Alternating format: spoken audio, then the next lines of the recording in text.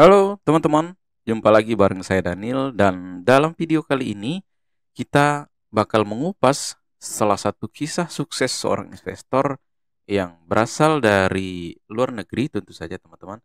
Dan ini yang menariknya menjadi inspirasi dari penulisan salah satu buku paling laris yaitu The Psychology of Money. Nah, kisah itu adalah kisah Ronald Read.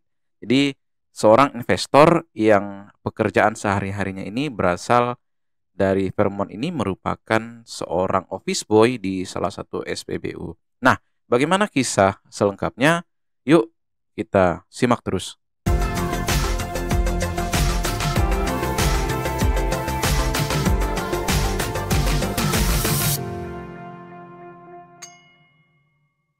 Oke, teman-teman.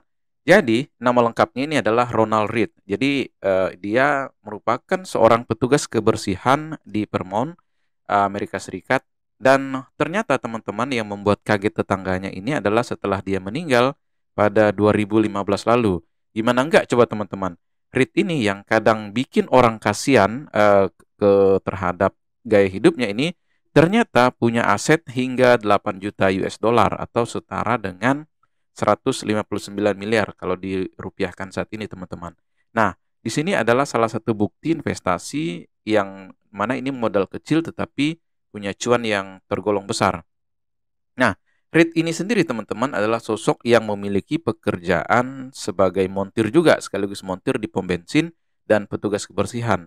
Jelas dia bukan seorang dari lulusan sekolah tinggi ekonomi atau bahkan bukan sarjana, tetapi teman-teman bagaimana cara Reed mengumpulkan harta hingga 159 miliar saat ia meninggal?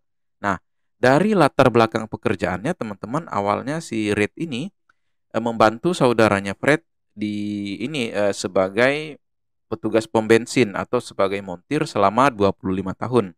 Hingga akhirnya dia pensiun pada tahun 1979 dan bekerja secara paruh waktu sebagai petugas kebersihan di JC Penney tadi. Nah, sebagai petugas kebersihan, Reed bekerja selama 17 tahun hingga 97. Lalu sebenarnya apa sih teman-teman rahasia investasi saham yang dimiliki oleh Reed ini hingga bisa mencatatkan aset yang begitu besar? Yuk kita simak terus. Nah, teman-teman rahasianya sebenarnya sederhana. Jadi menurut tulisan salah satu The Wall Street Journal pada tahun 2015, yaitu salah satu pihak yang mengurus asetnya Reed ini, yakni Nyonya Bokum, memperinci beberapa saham yang dibeli oleh Reed. Nah, yang saham pertama yang dibeli oleh Reed ini adalah saham Pacific Gas and Electric. Jadi tercatat bahwa Reed ini memiliki 39 lembar saham tersebut yang nilainya sekitar 2.380 US dollar pada tahun 1959. Nah, nilai itu kira-kira ditaksir saat ini sekitar 13.800 US dollar atau setara dengan 213 juta. Nah, saat meninggal dunia pada tahun 2015, Reed memiliki sekitar 578 lembar saham Pacific Gas and Electric ini, teman-teman. Nah, jadi jumlah saham ini bertambah karena adanya aksi stock split dan juga reinvestasi dari dividen yang diperolehnya. Nah, nilai aset yang diperoleh dari salah satu saham ini saja diperkirakan sekitar 26.500 US dollar atau setara dengan 528 juta saat ini, teman-teman. Nah, jadi menurut Nyonya Bokum, Red ini memiliki sekitar 87 emiten yang jumlahnya tentu saja berkurang menjadi 76 emiten karena adanya aksi merger. Nah, beberapa saham blue chip yang dipegang oleh Red ini antara lain Protect and Gamble, kemudian JP Morgan Chase, ada General Electric, ada Dow Chemical, kemudian ada James Maker, CVS Health, dan Johnson Johnson. Nah, teman-teman, yang menariknya teman-teman, Reed ini ternyata juga bukan sosok yang selalu beruntung, teman-teman. Jadi pepatah bilang ini tiada gading yang tak retak. Jadi Reed ini juga ternyata mencatatkan beberapa saham yang memiliki kinerja yang buruk, termasuk saham yang delisting. Salah satunya adalah saham Lehman Brothers yang kolaps pada 2008 lalu ketika krisis keuangan di Amerika. Nah, teman-teman, dalam berinvestasi, REIT ini sebenarnya membaca arah bisnis dan pasar dengan berlangganan media seperti The Wall Street Journal and Barron's. Lalu dia juga memanfaatkan perpustakaan setempat dan berbincang tentang investasi bersama orang-orang yang dikenal, termasuk tetangganya yang juga seorang penasihat Wells Fargo atau seorang yang memiliki tentu saja pengalaman dalam hal keuangan. Dan akhirnya Red pun rutin minta nasihat dari tetangganya tersebut. Nah, di sini teman-teman, Red ini menekankan bahwa dia tidak akan melakukan trading atau jual beli saham untuk mengincar capital gain, tetapi lebih memilih saham dan juga hold dalam jangka panjang. Nah, menariknya lagi teman-teman, cara investasi Red ini sebenarnya bukan dengan dollar cost averaging atau yang dikenal dengan nabung saham, tetapi mengumpulkan uang terlebih dahulu hingga kemudian dia belinya secara lump sum tadi. Nah, sampai ada tetangganya yang mengatakan kalau gaji rate ini selama sepekan itu hanya sekitar 50 US dollar atau 40 US dollar akan dikumpulkan untuk investasi saham. Nah, sedangkan 10 dolarnya ini untuk biaya hidup. Nah, kemudian ada pun cicilan yang selanjutnya dilakukan dari pendapatan dividen yang diterima. Nah, dengan demikian teman-teman, REIT ini jadi memilih saham yang memang membagikan dividen untuk bisa menambah asetnya. Lantas bagaimana dengan gaya hidup si REIT ini teman-teman? Jadi REIT ini sebenarnya memang hobi dan suka dengan pasar saham teman-teman. Jadi meskipun anak tirinya pun tidak menyangka kalau asetnya sebesar itu atau sebanyak itu, tetapi teman-teman kita kita pelajari bahwa gaya hidup REIT ini memang tergolong sangat sederhana hingga membuat banyak orang terkadang iba kepadanya. Jadi dikutip dari Boston.com bahwa anak tirinya yang bernama Philip Brown ini menceritakan bahwa Red ini memang pekerja keras dan hidup dengan hemat. Jadi sehingga tidak ada yang menyangka kalau dia adalah seorang miliarder. Nah, jadi mantel musim dinginnya saja teman-teman kalau kita ini nih kalau menurut cerita itu yaitu diikat dengan peniti. Lalu Red ini juga selalu mengenakan kemeja flanel yang bermotif kotak-kotak yang terbilang sudah usang. Dan sarapan pagi andalannya adalah kedai kopi rumah sakit. Jadi menunya adalah muffin Inggris dengan selai kacang. Jadi setelah kedai itu tutup, salah satu menu sarapan andalannya ini adalah Friendly. Jadi di sini teman-teman pernah kejadian bahwa salah seorang pelanggan Friendly's ini membayar makanan Red karena merasa dia tidak mampu membayarnya. Mungkin setelah tahu itu orang tersebut kaget kali ya kalau bahwa ternyata si Red ini punya uang hingga miliaran.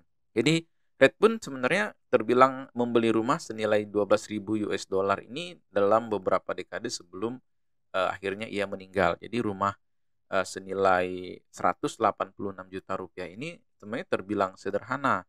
Jadi hanya punya 2 kamar dan kini nilai rumah tersebut ditaksir ya kurang lebih 125.000 US dollar atau setara dengan 1,9 miliar. Nah, adapun ketika meninggal teman-teman, Red ini sudah menyiapkan wasiat kalau bahwa 75% dari kekayaannya ini yang total nilainya ini 159 miliar ini akan diberikan kepada rumah sakit dan perpustakaan yang sering dikunjunginya.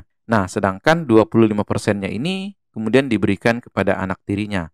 Nah, teman-teman, ada salah satu kisah yang menarik atau kisah inspiratif dari penulis Psychology of Money ini, teman-teman. Jadi, saking menariknya teman-teman bahwa kisah Ronald James Reid ini ditulis dalam sebuah pengantar, yaitu pengantar buku Psychology of Money karya Morgan Housel. Jadi teman-teman cerita Reid ini menjadi salah satu yang paling disenangi oleh Housel, si penulis Psychology of Money ini. Dalam pengantar tersebut, Housel membandingkan kisah hidup Reid dengan Richard Huskon. Jadi seorang lulusan Harvard bergelar MBA yang sangat sukses di sektor keuangan dan pensiun di usia 40-an dan kemudian menjadi filantropis. Tetapi teman-teman, kisah Huskon ini bisa dibilang berkebalikan dengan kisah Reid. Jadi karirnya memang sukses tetapi nasibnya terbilang kurang baik ketika dia pensiun. Jadi Huskon ini meminjam banyak uang pada pertengahan tahun 2000 dengan tujuan untuk memperluas rumahnya di Greenwich menjadi seluas kurang lebih 1.600 meter persegi. Nah, rumah tersebut terbilang mewah hingga kamarnya aja ini 11 teman-teman. 11 kamar mandi, kemudian ada lift juga 2 kolam, kemudian ada 7 garasi dengan biaya pemeliharaan per bulannya ini mencapai 90.000 US dollar atau kalau dirupiahkan ini sekitar 1,39 miliar. Nah, ketika terjadi krisis pada 2008 yang lalu atau subprime mortgage, teman-teman, semuanya berubah. Jadi, Fusken ini ternyata punya utang yang besar dan asetnya tidak liquid, jadi ini terpaksa bangkrut, teman-teman. Bahkan rumah mewahnya di Palm Beach dan Green Beach ini disita, teman-teman. Jadi, saat Reid meninggal, kita bisa lihat bahkan ia bisa menyumbangkan asetnya 75%-nya ini untuk rumah sakit dan perpustakaan. Jadi sangat berkebalikan dengan si Fusken ini tadi, teman-teman. Jadi Housel ini juga memberikan contoh, salah satu contoh paling memalukan sebenarnya kegagalan Fusken ini terjadi karena dia serakah. Sedangkan yang dialami oleh Reid ini adalah kedamaian yang ia dapatkan karena memang si Reid ini tadi seorang yang sabar. Oke, teman-teman, sekarang kita pada sebuah kesimpulan. Nah, teman-teman, yang menjadi pertanyaan banyak orang, sebenarnya apakah Reid ini menikmati hartanya? Nah, jawabannya justru dia menikmati, teman-teman. Jadi hartanya yang banyak ini ditinggalkan setelah ia meninggal pun memang sudah direncanakannya untuk diwariskan di rumah sakit yang telah merawatnya dengan baik, serta perpustakaan tempat dia belajar atau bertukar pikiran dengan komunitas setempat. Jadi, selain orang yang sabar, teman-teman, Reid ini juga memilih untuk hidup secukupnya dan benar-benar bisa menikmati, ketimbang dia sebenarnya bisa tergiur atau bisa serakah. Tetapi dia tidak melakukan itu, yang teman-teman ini berkebalikan dengan kisah si Fusken tadi. Jadi dia di masa pensiunnya bahkan rumah mewahnya disita. Tetapi teman-teman, yang ingin kita tekankan di sini adalah bahwa strategi kita untuk bisa menumbuhkan aset itu sebenarnya bukan mencari saham yang bisa naik tinggi dengan cepat seperti yang terjadi pada saham brand kemarin, teman-teman, yang tahun lalu itu sangat booming, tetapi pada akhirnya saat ini sudah jatuh, teman-teman, bubble-nya udah pecah. Tetapi yang kita perlukan adalah kesabaran dan konsisten membeli saham yang memang secara fundamental itu oke, dan tentu saja kita memahami betul bisnisnya serta fundamentalnya. Kemudian yang dilakukan adalah dengan sabar menunggu dan melakukan reinvestasi hingga aset ini terus bertumbuh dari waktu ke waktu. Nah, untuk itu teman-teman, sebenarnya ada salah satu jenis saham yang menarik itu ya adalah yang rutin membagikan dividen, karena memang tentu saja ini memiliki nilai tambah ekonomi terhadap pemegang saham atau investornya. Jadi bisa menambah aset. Jadi nggak sekedar ini menaikkan nilai asetnya atau nggak sekedar capital gain, tetapi juga lebih kepada dividen, yang mana dividen ini sebagai nilai tambah ekonomi. Oke, teman-teman, demikian kisah yang sangat menarik dari Ronald James Reid ini.